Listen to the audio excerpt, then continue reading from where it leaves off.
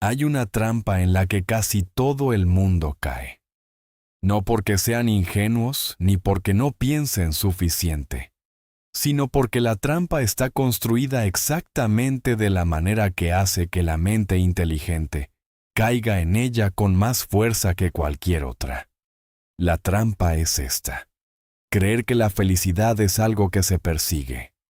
Si este canal te está llegando por primera vez, suscríbete ahora antes de seguir viendo. No al final, ahora. Porque lo que estás a punto de escuchar en los próximos minutos es el tipo de comprensión que la mayoría de las personas pasan décadas sin encontrar. Y quiero que cuando llegue el próximo video, también estés aquí para recibirlo. Dale a la campanita para que no se te escape ninguno. Y si alguien en tu vida está corriendo detrás de la felicidad sin alcanzarla, comparte este video con esa persona hoy.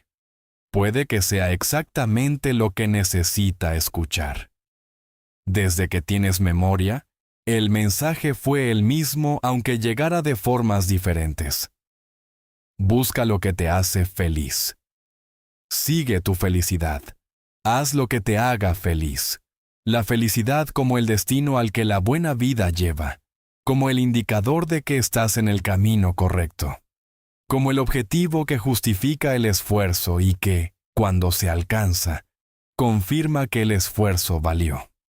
Y sin embargo, hay algo que ese mensaje nunca explica.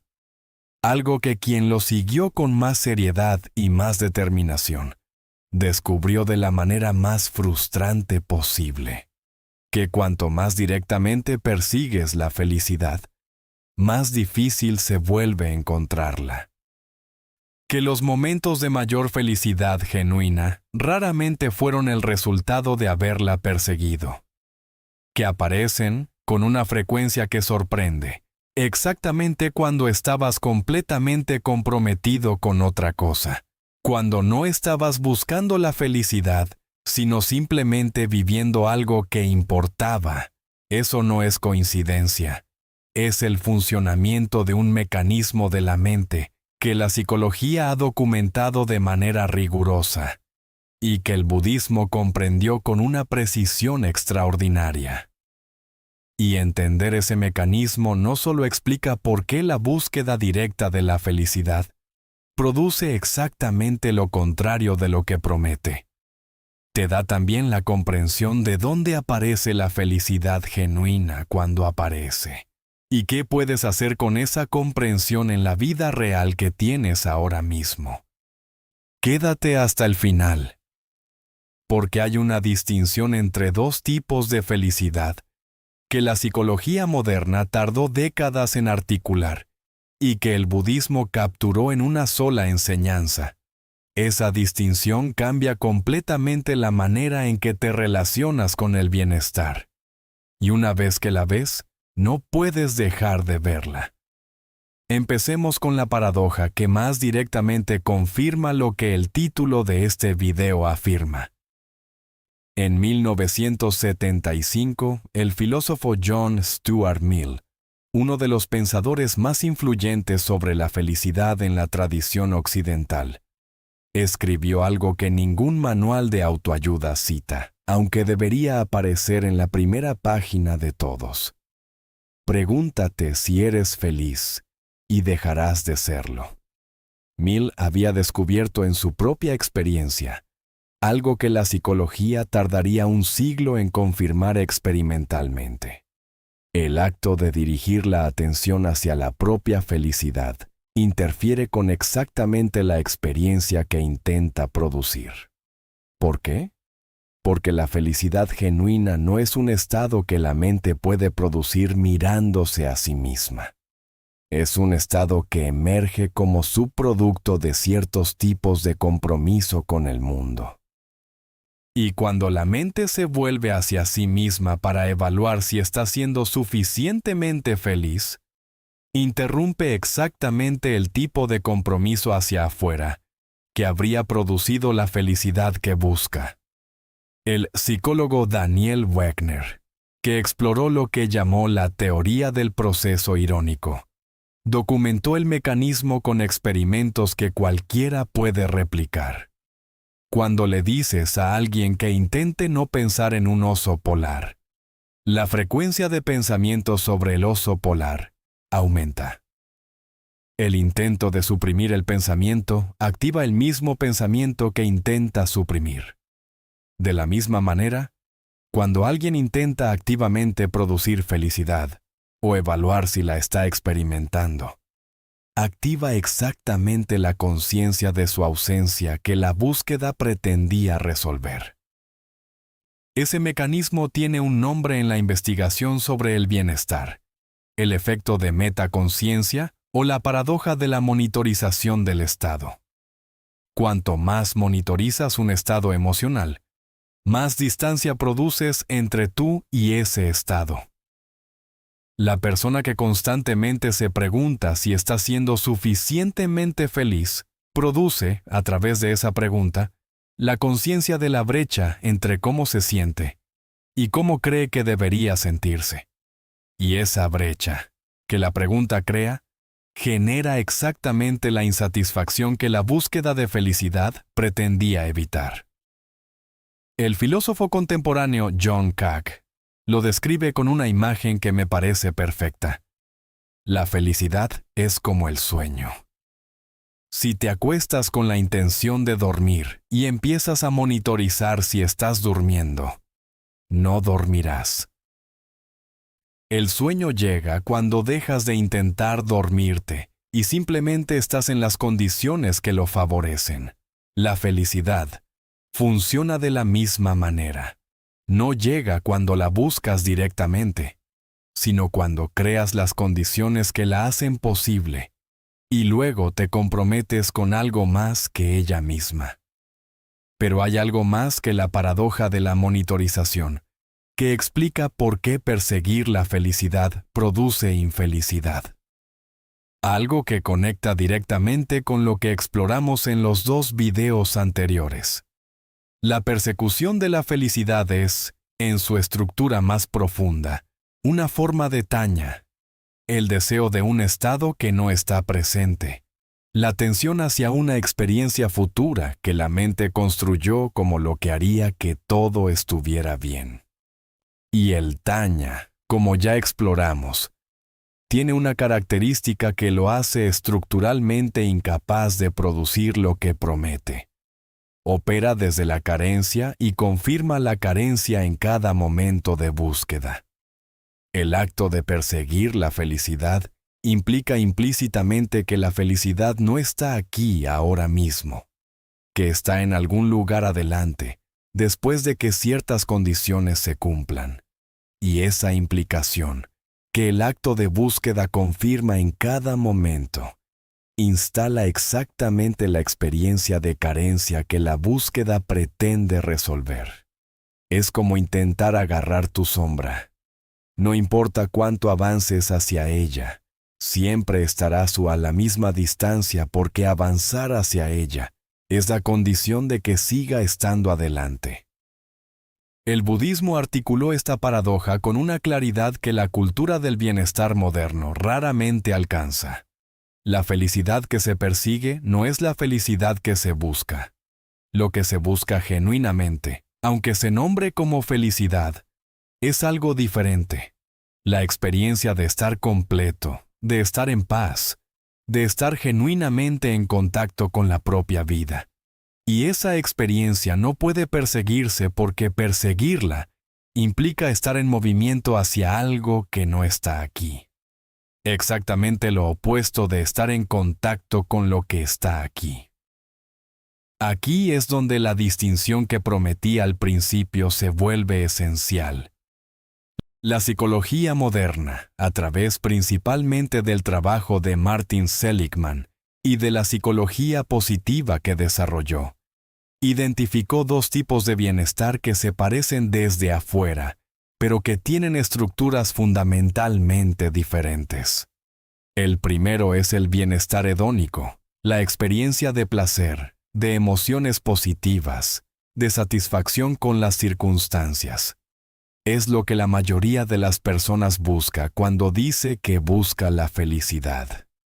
Es la suma de momentos agradables, de emociones positivas, de ausencia de malestar. El segundo es el bienestar eudaimónico, la experiencia de florecimiento, de vivir de acuerdo con los propios valores, de comprometerse con algo que importa más allá de la propia satisfacción. No la suma de momentos agradables, sino la calidad de una vida vivida con propósito, con conexión genuina, con el compromiso pleno de la propia capacidad. La distinción más importante entre los dos no es que uno sea superior al otro. Es que responden de manera opuesta a la búsqueda directa. El bienestar hedónico, el placer y las emociones positivas se erosiona cuando se busca directamente por el mecanismo de metaconciencia que exploramos. Pero el bienestar eudaimónico, el florecimiento, no puede perseguirse directamente porque no es un estado que se produce cuando se lo busca, sino el subproducto inevitable de ciertos tipos de compromiso con la vida. Aparece cuando te comprometes completamente con un trabajo que importa, cuando estás genuinamente presente en una relación que aprecias, cuando haces algo difícil que corresponde a tus valores, aunque no produzca placer inmediato. Y aquí está la paradoja completa. El bienestar hedónico, el placer que la mayoría persigue directamente, aparece con más frecuencia y con más intensidad como subproducto del bienestar eudaimónico que como resultado de su búsqueda directa.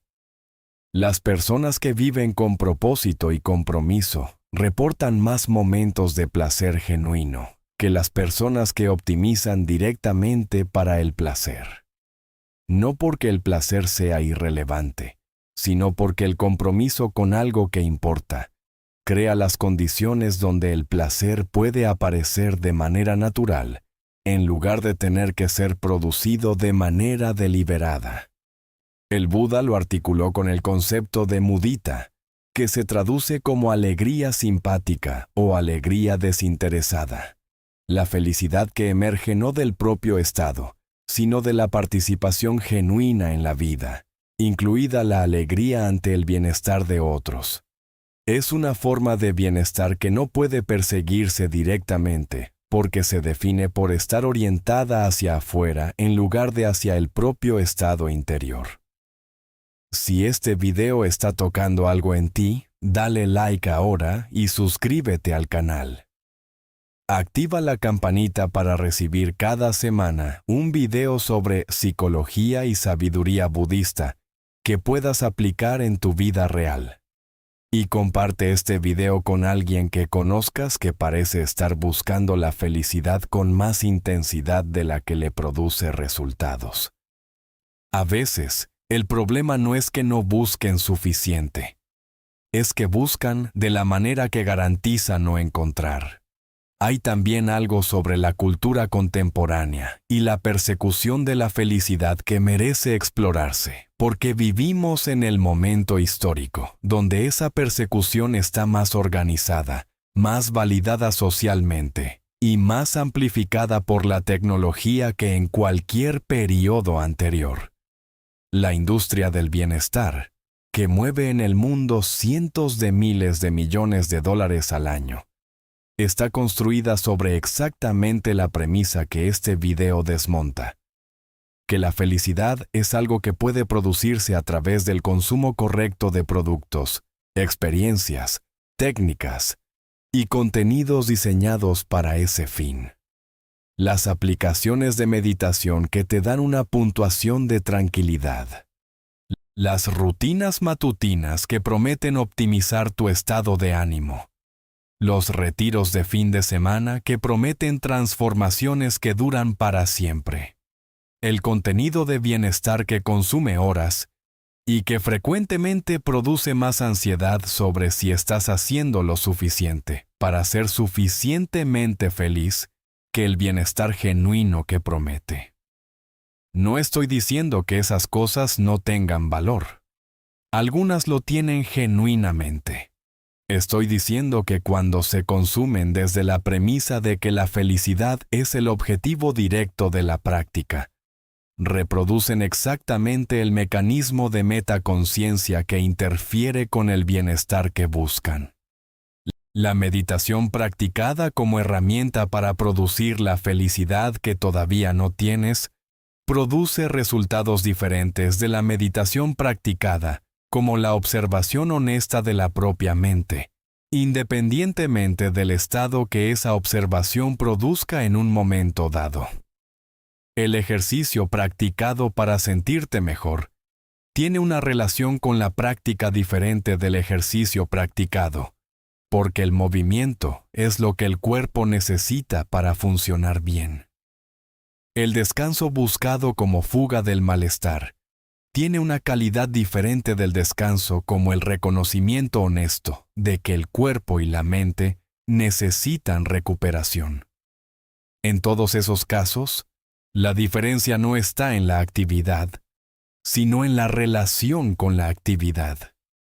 Y esa relación, que el budismo cultiva con la práctica de la no apego al resultado de la práctica misma, es exactamente lo que produce los efectos que la búsqueda directa de la felicidad no puede producir.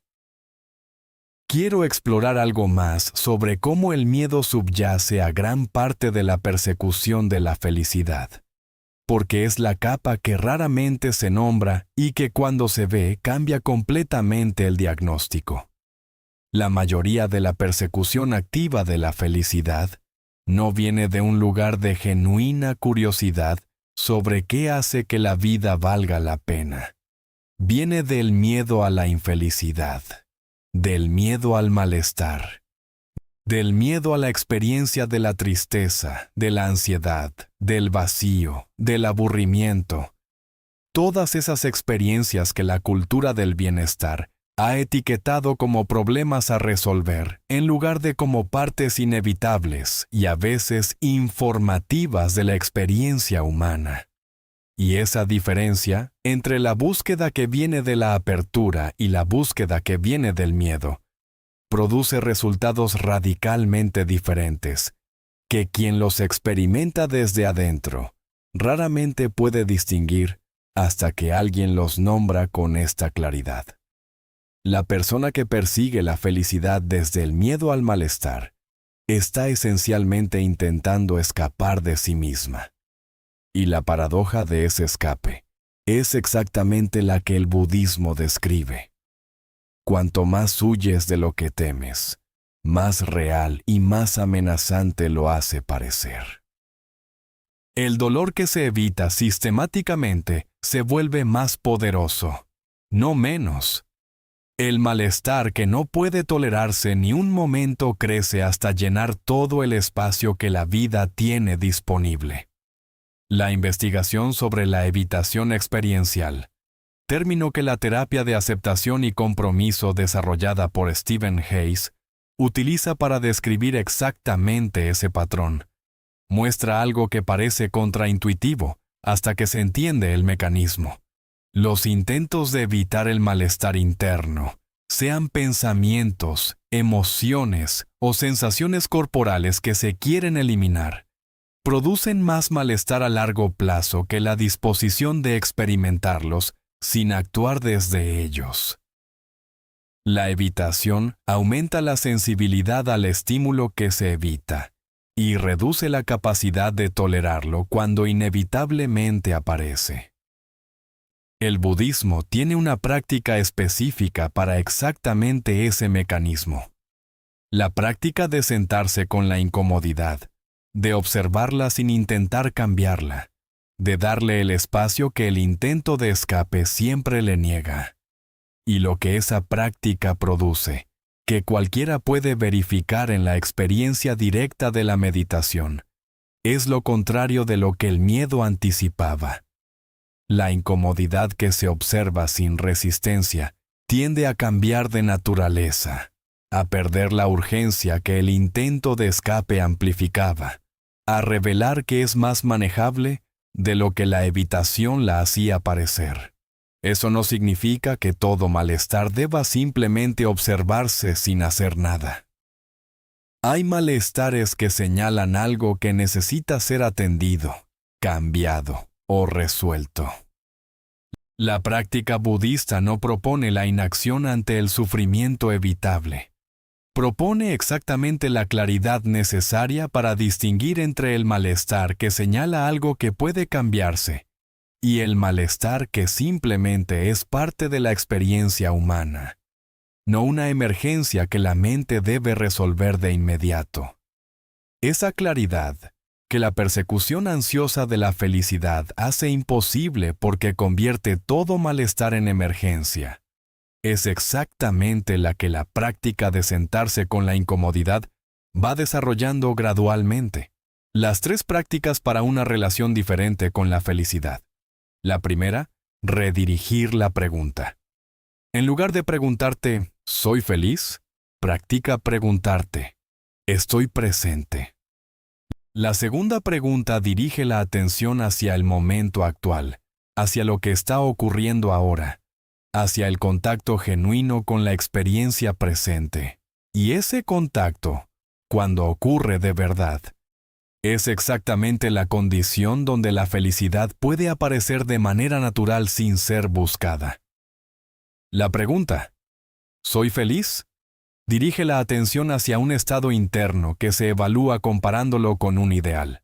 La pregunta, ¿estoy presente?, dirige la atención hacia la experiencia tal como es, sin la comparación con lo que debería ser. Y esa diferencia que puede parecer pequeña, produce experiencias internas radicalmente diferentes. La segunda, comprometerte completamente con algo que importe. El estado de flujo que Csikszentmihalyi documentó, la experiencia de estar tan completamente comprometido con una actividad que el tiempo y la autoconciencia desaparecen, es exactamente el estado donde la búsqueda de la felicidad se interrumpe de la manera más natural posible, porque la mente ya no tiene recursos disponibles para monitorizarse a sí misma. Está completamente afuera, completamente comprometida, completamente viva en lo que hace. Ese estado no puede producirse intentando producirlo, pero puede favorecerse, eligiendo actividades que correspondan a tus habilidades y que al mismo tiempo las desafíen de manera que requieran toda tu atención, eliminando las distracciones que fragmentan la atención que el flujo necesita, y practicando la tolerancia de los primeros momentos de cualquier actividad que requiere esfuerzo antes de que el compromiso genuino se instale. La tercera, cultivar la capacidad de estar con lo que es. Esta es la práctica más directamente budista de las 3, y la más contracultural en un entorno diseñado para producir siempre algo diferente de lo que hay. La práctica de sentarse con la experiencia presente, sea agradable o desagradable, sin el intento de cambiarla de inmediato, sin la búsqueda de la experiencia diferente que el Taña siempre señala, como lo que haría que todo estuviera mejor. No porque la experiencia presente siempre sea lo que quieras que sea, sino porque la capacidad de estar genuinamente con lo que es, incluyendo lo que no es perfecto, es la condición de todo bienestar real. Y esa capacidad, que la persecución de la felicidad erosiona sistemáticamente, se construye exactamente a través de la práctica de no huir de lo que hay hacia lo que podría ser. La felicidad genuina no se persigue. Se encuentra como subproducto de una vida vivida con presencia, con propósito y con la disposición de estar completamente en lo que es. Ese es el mensaje que ni el marketing del bienestar, ni la cultura de la optimización personal te dirán directamente, porque no vende tan bien como la promesa de que la felicidad es tal a un producto, una rutina o una técnica de distancia. Pero es lo que la experiencia directa de quien ha practicado lo suficiente confirma de manera tan consistente que resulta imposible de ignorar una vez que se ha visto. Que los momentos de mayor bienestar genuino llegaron sin ser buscados, en el medio de algo que importaba, cuando la mente estaba completamente fuera de sí misma y completamente dentro de lo que ocurría. Eso es la felicidad que no puede perseguirse. Y eso es exactamente la felicidad que puede encontrarse. Que así sea. Quiero profundizar en algo que la mayoría de los videos sobre la felicidad evitan porque incomoda al ego que escucha. El papel de la tristeza, del duelo y del malestar como partes necesarias de una vida completamente vivida, y no como obstáculos a la felicidad que deben eliminarse lo antes posible. La psicología positiva en sus primeros años cometió un error que sus fundadores reconocieron más tarde con honestidad notable.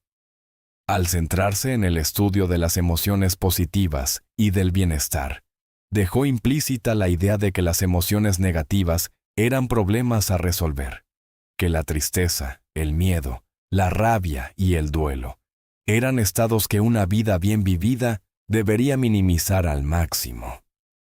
Pero la investigación más reciente sobre el bienestar, incluido el trabajo de June Gruber de la Universidad de Colorado, documentó algo que el budismo siempre supo. La búsqueda excesiva de emociones positivas y la evitación sistemática de emociones negativas produce, paradójicamente, peores resultados de bienestar a largo plazo. Las personas que se permiten experimentar el rango completo de emociones humanas, incluyendo las difíciles, tienen mayor resiliencia, mayor capacidad de procesamiento de las experiencias difíciles y mayor bienestar general que las personas que optimizan agresivamente para las emociones positivas. El budismo articula esto a través del concepto de la ecuanimidad, que ya exploramos en otros contextos, pero que aquí tiene una aplicación específica. La ecuanimidad no es el estado donde solo hay emociones positivas. Es el estado donde hay estabilidad interna suficiente para estar con cualquier emoción, agradable o desagradable, sin ser completamente arrastrado por ella y sin necesitar deshacerse de ella de inmediato. Esa estabilidad, que es exactamente lo que la práctica meditativa construye gradualmente, produce algo que la persecución de la felicidad nunca puede producir: la capacidad de estar completamente vivo en la experiencia completa de ser humano. No la media de experiencias agradables, sino la profundidad de la experiencia completa. Y esa profundidad, que la evitación del malestar hace imposible, es exactamente la que hace que la vida se sienta genuinamente vivida, en lugar de administrada desde la distancia de la metaconciencia constante. La tristeza, cuando se le da el espacio que necesita sin el intento de eliminarla de inmediato, tiene una función que la pesquisa de la felicidad sistemáticamente bloquea: la de procesar lo que se perdió, lo que no fue, lo que dolió de una manera que merece ser reconocida antes de ser superada. El duelo que no se vive no desaparece. Se transforma en algo que reaparece en formas que raramente son más manejables que el duelo original. La irritabilidad crónica, el embotamiento emocional, la incapacidad de estar completamente presente en las experiencias agradables, porque el malestar no procesado interfiere desde el fondo. El budismo tiene una práctica específica para esto que se llama Tonglen en la tradición tibetana: la práctica de inhalar el sufrimiento, propio y ajeno, y exhalar la compasión. No porque el sufrimiento sea bueno ni porque deba prolongarse, sino porque la disposición de estar con el sufrimiento sin resistencia, de darle el espacio que la resistencia le niega, es exactamente la condición de su transformación genuina. Eso no es masoquismo. no es la búsqueda del sufrimiento como fin en sí mismo. Es el reconocimiento de que el sufrimiento que se niega se perpetúa, y el que se ve con honestidad puede comenzar a transformarse. Hay también algo sobre la comparación social y la persecución de la felicidad, que merece exploración específica, porque es donde el mecanismo se vuelve más visible y más devastador en la vida cotidiana moderna. La comparación social, que Leon Festinger describió en su teoría de 1954 como un mecanismo básico de evaluación del propio estado a través de la comparación con otros, tiene en el entorno de redes sociales una amplificación sin precedentes históricos. Y la comparación social, cuando se aplica al bienestar, produce exactamente el mecanismo de metaconciencia que hace que la búsqueda de la felicidad sea contraproducente, pero amplificado hasta el nivel de una interferencia continua y sistemática. La persona que compara su estado interior con la representación curada del estado exterior de otros en redes sociales, no solo activa la conciencia de la brecha entre cómo se siente y cómo debería sentirse. Activa esa conciencia comparándose con una representación que no es la experiencia real de los otros, sino la versión editada que el ego de los otros eligió proyectar. El resultado es la comparación entre la propia experiencia interior completa, con toda su complejidad y sus momentos difíciles, y la representación exterior seleccionada de los demás, que por definición solo incluye los momentos que el ego de los demás eligió mostrar. Esa comparación siempre producirá el mismo resultado: la sensación de que todos los demás parecen más felices, más realizados y más en paz que uno mismo. Y esa sensación, que la comparación social en redes produce de manera casi sistemática para la mayoría de los usuarios que no la practican con conciencia, es exactamente la que alimenta la persecución de la felicidad desde el miedo a la propia insuficiencia que exploraremos en videos posteriores. La práctica para este mecanismo específico tiene dos partes. La primera, la reducción deliberada de la exposición a los contextos que activan la comparación social más dañina, que en la práctica significa el uso consciente de las plataformas digitales, en lugar del uso automático que el diseño de esas plataformas favorece. La segunda, la práctica de mudita que mencionamos antes.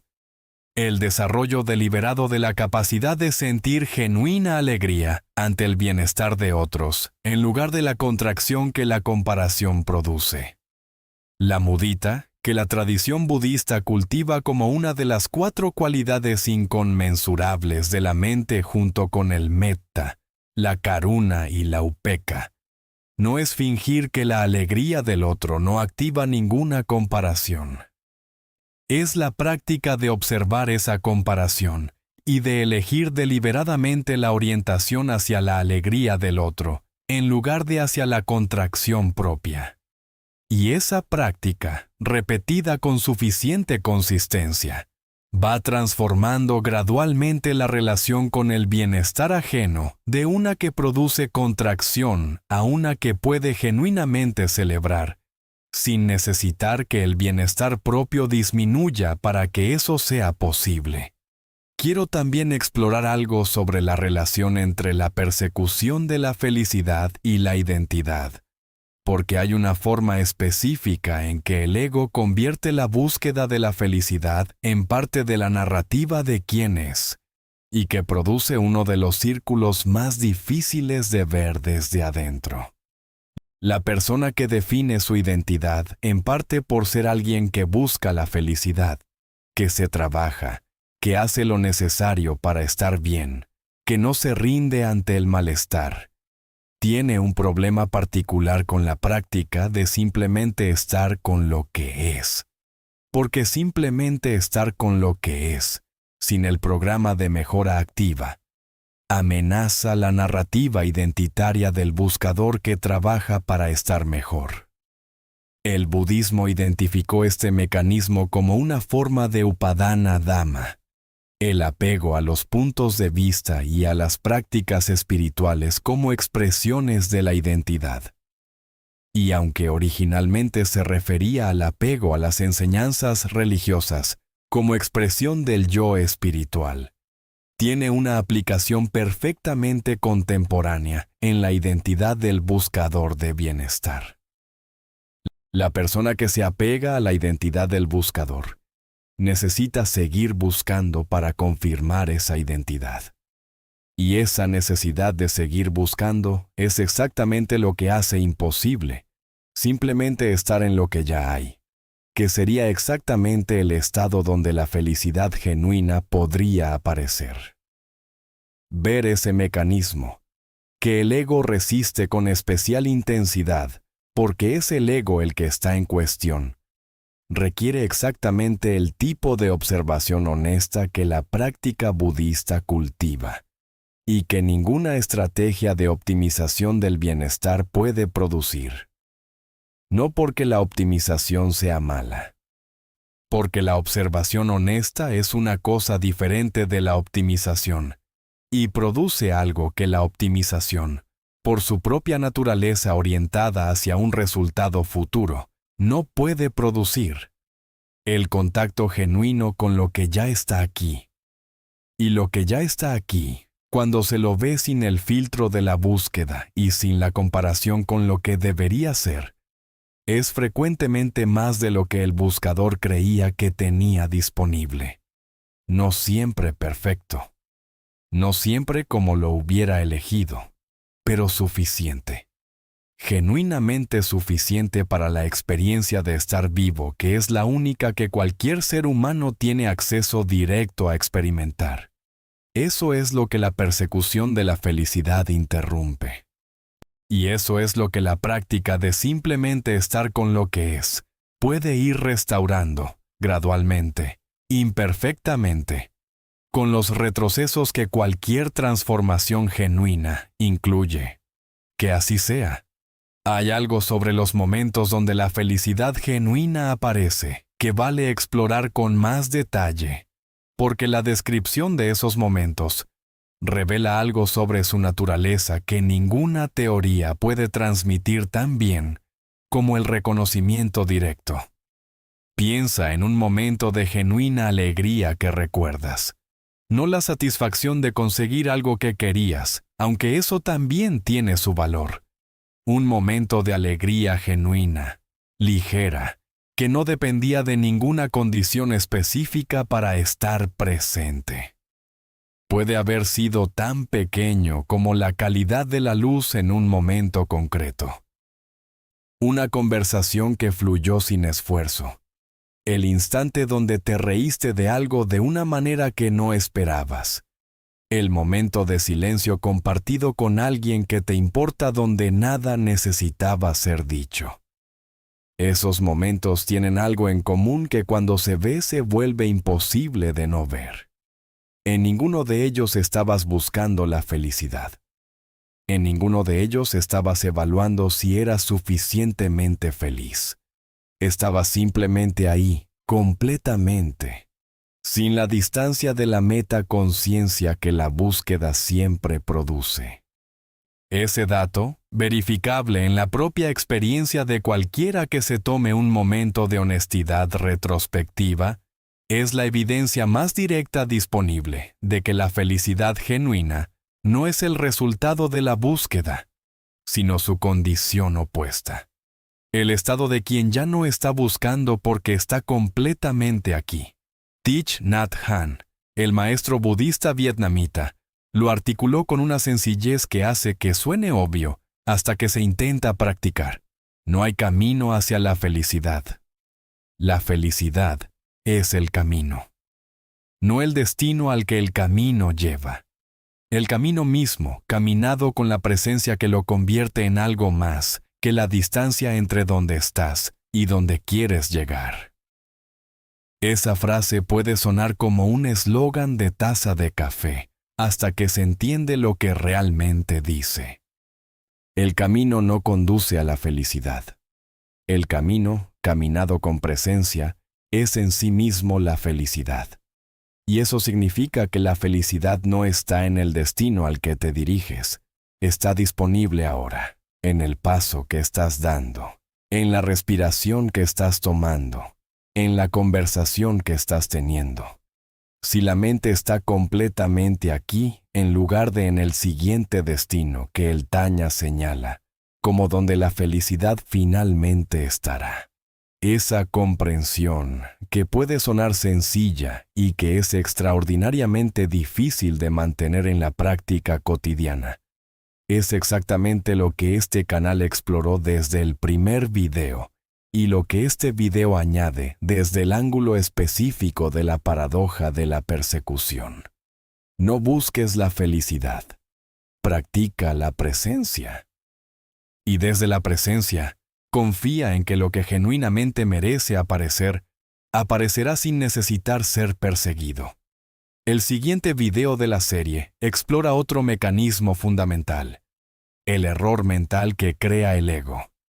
Cómo la mente construye la narrativa del yo, y por qué esa construcción es la raíz de tanto sufrimiento, como el que exploramos en estos primeros 3 videos. Suscríbete y activa la campanita. Que así sea. Quiero explorar algo sobre la industria de la felicidad con más profundidad, porque el diagnóstico correcto sobre por qué perseguir la felicidad te hace infeliz requiere entender el entorno cultural que organiza esa persecución de manera sistemática. Estados Unidos, que exporta al mundo buena parte de su cultura, tiene en su Declaración de Independencia de 1776 algo que ningún otro documento fundacional de ninguna nación tiene: la búsqueda de la felicidad como un derecho inalienable del ciudadano. No la felicidad misma, la búsqueda de la felicidad. Ese detalle que parece menor es extraordinariamente revelador.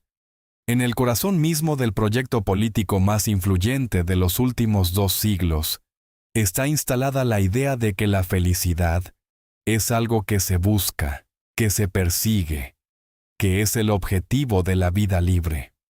Desde esa premisa fundacional, que se extendió culturalmente al resto del mundo occidental y a través de la globalización cultural a muchas otras partes del mundo, se construyó una cultura entera de optimización de la felicidad. La psicología positiva que nació en los años 90. La industria del bienestar que la siguió. El mercado del desarrollo personal que promete las herramientas para la búsqueda exitosa. El marketing que convierte cada producto en un vehículo de felicidad potencial. No estoy diciendo que todo eso sea malo. Estoy diciendo que todo eso está construido sobre una premisa que los mejores investigadores del bienestar han cuestionado de manera creciente: que la felicidad es el objetivo correcto de una buena vida, y que la búsqueda directa de ese objetivo produce lo que promete. Lo que la investigación más sólida sobre el bienestar, acumulada en las últimas 3 décadas, sugiere de manera cada vez más consistente, es algo diferente. Que las personas que reportan mayores niveles de bienestar genuino no son las que persiguieron la felicidad con más determinación. Son las que vivieron con más presencia, con más propósito, con más conexión genuina con otros, y con más disposición de estar con la experiencia completa de ser humanos, incluyendo sus partes difíciles. Eso no vende tan bien como la promesa de que la felicidad está a un clic, a un retiro o a una práctica correcta de distancia. Pero es lo que la evidencia dice. Y es exactamente lo que el budismo dijo hace 25 siglos antes de que existiera la psicología positiva, la industria del bienestar o la neurociencia de las emociones. El Buda no prometió felicidad. prometió algo que en los textos se describe como nibbana, que generalmente se traduce como la cesación del sufrimiento. No la presencia de algo positivo, sino la ausencia de algo que se había añadido de manera innecesaria. La libertad no como estado de éxtasis continuo, sino como la levedad de quien ya no carga el peso del taña y de la avilla, que producen el sufrimiento que este video exploró. Esa distinción entre la felicidad como experiencia que se persigue y la liberación del sufrimiento como fruto de la comprensión y la práctica, es la que hace que las enseñanzas budistas sigan siendo relevantes en un mundo saturado de promesas de felicidad que raramente producen lo que prometen. No porque el budismo sea superior a cualquier otra tradición, sino porque articula algo sobre la naturaleza de la mente humana que la experiencia directa de millones de personas a lo largo de 25 siglos ha confirmado de manera suficientemente consistente como para que valga la pena tomarlo en serio. Que lo que genuinamente buscamos cuando decimos que buscamos la felicidad no es un estado positivo que producir, sino la ausencia del sufrimiento innecesario que la mente condicionada añade sobre la experiencia inevitable de ser humano, y esa ausencia que la práctica va produciendo gradualmente de maneras verificables. No se parece al éxtasis que el marketing del bienestar vende. Se parece más a la ligereza, a la claridad, a la capacidad de estar completamente en lo que es sin necesitar que sea diferente para que valga la pena estar en ello. Eso, en última instancia, es lo que la felicidad genuina se parece cuando aparece sin ser perseguida. Y eso, paradójicamente, es exactamente lo que la persecución de la felicidad hace imposible encontrar. Que así sea. Antes de que este video cierre del todo, quiero darte algo concreto.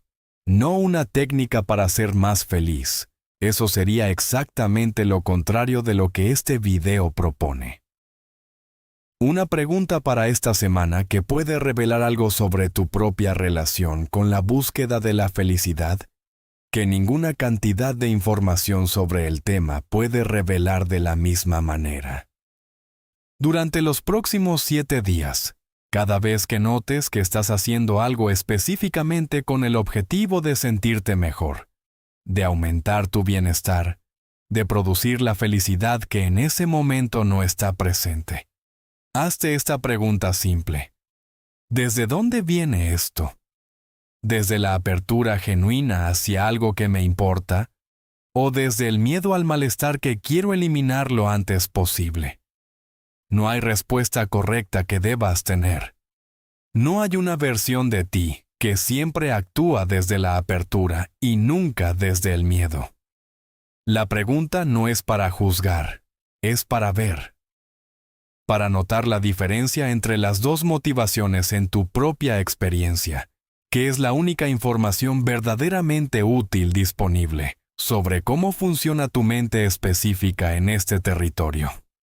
Y si en algún momento de esta semana notas que estás simplemente presente, que no estás buscando ningún estado diferente del que tienes, que estás completamente aquí en lo que sea que estés haciendo sin la agenda de producir una experiencia mejor, nota eso también. Con la misma curiosidad, con el mismo reconocimiento de que ese estado, que nadie persiguió deliberadamente, es exactamente la condición donde la felicidad genuina más frecuentemente aparece. La felicidad no se persigue, se encuentra. Y se encuentra exactamente cuando dejas de buscarla con suficiente completud como para estar genuinamente aquí. Que así sea. Una última dimensión que quiero añadir, porque es donde la paradoja de la felicidad tiene su manifestación más cotidiana y más verificable. La relación entre la felicidad y las expectativas. La investigación de Daniel Gilbert y Timothy Wilson sobre la predicción afectiva que ya mencionamos en el video anterior, tiene una implicación específica para la persecución de la felicidad que vale explorar directamente. Lo que esos estudios documentaron es que las personas sobreestiman sistemáticamente cuánto mejor se sentirán cuando consigan lo que quieren, y subestiman la velocidad con que se adaptarán a la nueva situación. Pero hay algo más que esa investigación reveló. También somos malos prediciendo cuánto sufriremos cuando las cosas salgan mal. Sobreestimamos el impacto negativo de los eventos negativos, con la misma consistencia con que sobreestimamos el impacto positivo de los positivos. Y eso significa que el miedo al malestar que alimenta la persecución de la felicidad, el miedo de que si las cosas van mal seremos devastadoramente infelices y no podremos recuperarnos, está también sobredimensionado por la misma mala calibración que sobredimensiona el impacto positivo de conseguir lo que se quiere. Gilbert llama a esto el sistema inmune psicológico, la capacidad de la mente de adaptarse y de encontrar maneras de hacer sentido de las experiencias negativas que la hacen más manejables de lo que la anticipación ansiosa predice. Es la misma adaptación hedónica que exploramos en el contexto del deseo, pero operando en dirección contraria. Así como el cerebro se adapta hacia abajo al placer que consiguió, también se adapta hacia arriba, al dolor que temía. La implicación práctica de eso para la persecución de la felicidad es exactamente esta. Tanto el anhelo de la felicidad futura como el miedo a la infelicidad futura están sobredimensionados en relación con la realidad que producirán.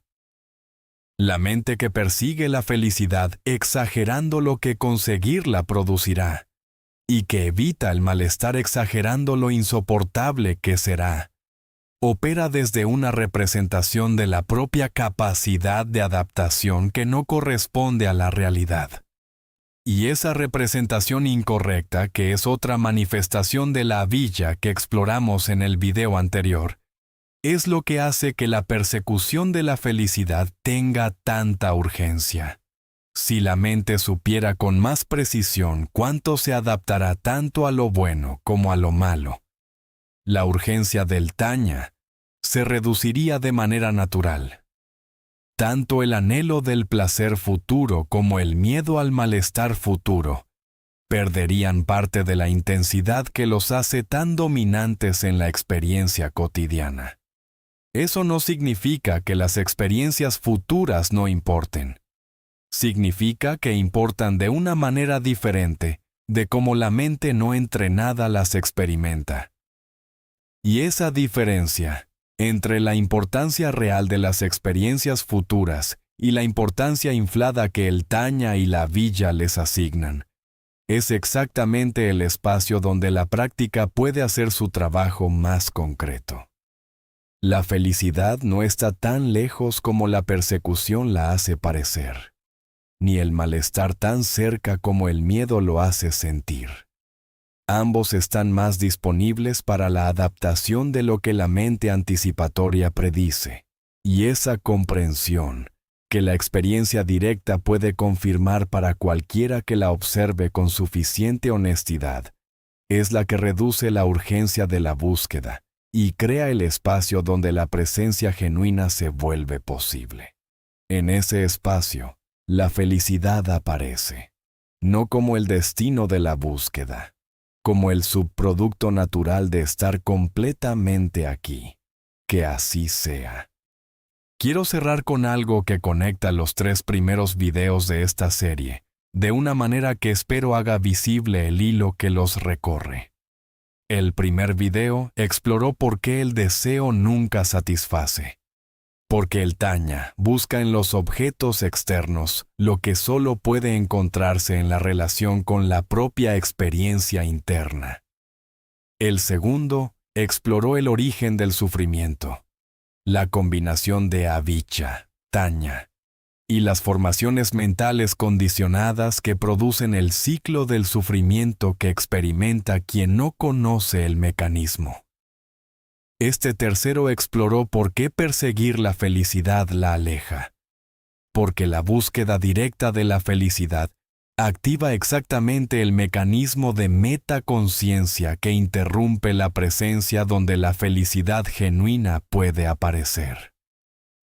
El hilo que los une es exactamente este: la mente orientada hacia afuera, hacia el objeto que falta, hacia el estado que debería estar presente y no está, hacia la felicidad que todavía no llegó, produce exactamente lo contrario de lo que busca. Y la mente orientada hacia adentro, hacia la observación honesta de lo que ya está aquí, hacia la presencia con lo que es en lugar de la atención hacia lo que debería ser, produce como subproducto natural lo que la búsqueda orientada hacia afuera no puede encontrar. Ese giro de orientación, de afuera hacia adentro, del futuro al presente, de la búsqueda a la observación, es exactamente el movimiento fundamental que el budismo propone, y que este canal va a explorar desde todos los ángulos disponibles en los videos que siguen. El próximo explora el mecanismo que quizás más directamente impide ese giro: el error mental que crea el ego. La historia que la mente se cuenta sobre quién eres y por qué esa historia, aunque se siente tan real e inevitable, es exactamente lo que más interfiere con la experiencia directa de la vida que la historia pretende describir. Suscríbete y activa la campanita. El próximo video ya está en camino. Que así sea. Hay algo práctico que quiero añadir sobre los momentos específicos donde la paradoja de la persecución es más visible y donde interrumpirla produce los efectos más inmediatos. Los momentos de vacaciones, de descanso y de tiempo libre son donde la paradoja se manifiesta con más claridad, porque son exactamente los momentos donde la expectativa de felicidad es mayor y donde el mecanismo de metaconsciencia tiene más espacio para operar. La persona que llega al fin de semana con la expectativa de que va a ser feliz, que va a descansar de verdad, que finalmente va a tener el tiempo para hacer las cosas que durante la semana no pudo, frecuentemente experimenta algo desconcertante. El domingo por la tarde, mirando hacia atrás sobre el fin de semana que pasó, siente que algo faltó aunque las circunstancias fueran objetivamente buenas. El sábado pasó demasiado rápido. El domingo empezó a sentirse pesado antes de que terminara. Las actividades que se habían planeado como fuentes de placer fueron satisfactorias pero no de la manera esperada. Ese fenómeno, que es tan frecuente que tiene un nombre popular propio, la melancolía del domingo, es exactamente la paradoja de la persecución de la felicidad, operando en su contexto más cotidiano. El fin de semana llegó cargado de expectativa de felicidad. Esa expectativa activó la metaconsciencia sobre si el fin de semana estaba siendo suficientemente feliz. Esa metaconsciencia interfirió con la presencia que habría permitido que el fin de semana fuera genuinamente lo que podía ser. Y el resultado fue la sensación de que algo importante no ocurrió, aunque todo estuviera en su lugar. La práctica para esos momentos es exactamente la que este video propuso, pero aplicada de manera muy concreta. Cuando notes la expectativa de que este momento, este fin de semana, esta conversación, este viaje, debería producir felicidad de una manera específica, suéltala deliberadamente.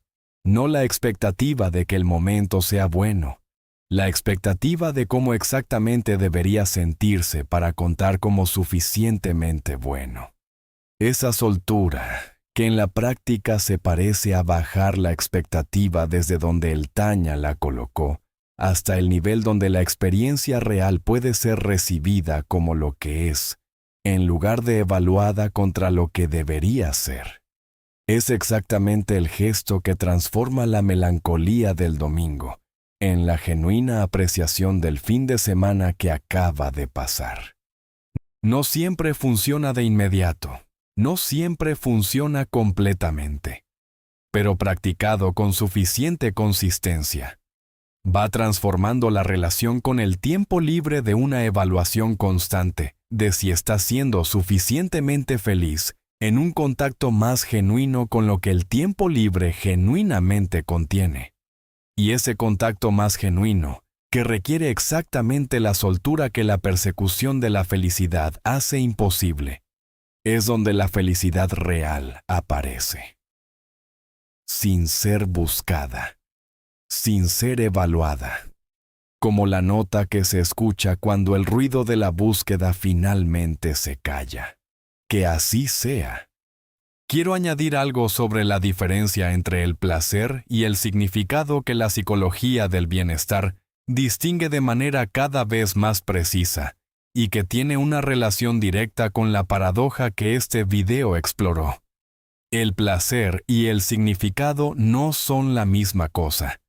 El placer es la experiencia agradable en el momento. El significado es la sensación de que lo que se hace importa, de que tiene valor más allá de la satisfacción inmediata, de que conecta con algo que trasciende el propio ego. Lo que la investigación documentó es algo que cualquiera puede verificar en su experiencia. Algunas de las actividades más significativas de la vida no son especialmente placenteras en el momento. Criar a un hijo pequeño tiene momentos de agotamiento, de frustración y de privación de sueño que no producen placer. Trabajar en algo difícil que importa tiene periodos de confusión, de fracaso y de esfuerzo sostenido que no son placenteros. Cuidar a alguien que sufre tiene momentos de dolor compartido que son exactamente lo contrario del placer.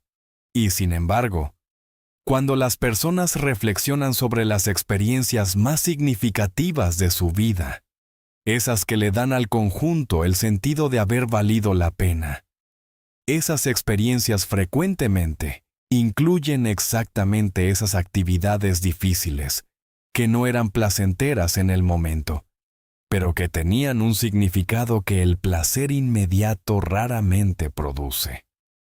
El budismo captura esa distinción a través del concepto de chanda que exploramos en el video anterior. La motivación que viene de los valores y del propósito genuino, que produce el bienestar eudaimónico del compromiso pleno, es diferente del taña que busca el placer como escape de la incomodidad. Y la implicación práctica de esa distinción para la persecución de la felicidad es exactamente esta. Si lo que genuinamente buscas cuando dices que buscas la felicidad es el significado, la profundidad, la sensación de que tu vida importa y conecta con algo real, entonces perseguir el placer hedónico como sustituto de esa búsqueda más profunda producirá exactamente la insatisfacción que el título de este video describe. No porque el placer sea malo, porque no es lo que genuinamente se busca cuando se busca la felicidad, con esa intensidad que caracteriza a quien la persigue con verdadera urgencia. Lo que se busca con esa urgencia es el significado. Y el significado, a diferencia del placer, no puede producirse directamente ni perseguirse como objetivo. Emerge como el subproducto natural de comprometerse completamente con lo que genuinamente importa, sin la agenda de que ese compromiso produzca el estado de felicidad que el taña siempre señala como lo que debería resultar de hacer las cosas correctas. Vivir con significado no garantiza el placer constante, garantiza algo más valioso. La sensación de que los años pasaron de una manera que, en retrospectiva, revela una vida genuinamente vivida. No la colección de momentos agradables, sino el tejido de un compromiso sostenido con lo que importaba, con quienes importaban, con lo que uno genuinamente era capaz de ofrecer al mundo. Eso es la felicidad que no se persigue, la que aparece al mirar hacia atrás sobre una vida de compromiso genuino. Y la única manera de que esté ahí cuando se mira hacia atrás es que esté siendo practicada ahora, en los gestos cotidianos de presencia, de propósito y de conexión que la persecución de la felicidad frecuentemente sacrifica en el altar de la optimización del estado interior. Que así sea.